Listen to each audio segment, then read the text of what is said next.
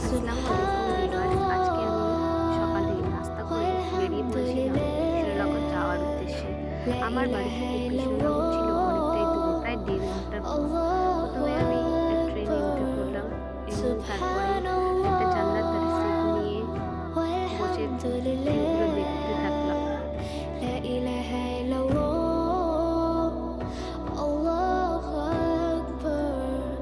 তারপরে ট্রেনের মধ্যে উঠে পড়ে এই কসবাইটালা কাকা, আর সেখান থেকে আমরা কসবাইট কিনে নিই এবং তারপরে আমরা এখান থেকে কিছুটা লেবু কিনে নিই। আর তারপরে এই মেয়েদের সুন্দর সুন্দর পছন্দের কানের, আর যেগুলো আমরা দেখছিলাম, আর কানেরগুলো দেখে আমরা সেখান থেকে একটা পছন্দ করে নিজেদের জন্য নিয়ে নিয়েছি। তারপরে আবার তোমাদেরকে বাইরের অ্যাম্বিয়েন্সটা দেখাই, খুব সুন্দর, একদম সবুজ গাছপালা। তারপর অবশেষে আমরা কৃষ্ণনগরে চলে এসেছি 1.5 ঘন্টার জার্নি করার পর। আর আমি কৃষ্ণনগরে কি করতে গিয়েছিলাম সেটা তোমাদেরকে নেক্সট ভিডিওতেও জানাবো। এতক্ষণের জন্য বাই।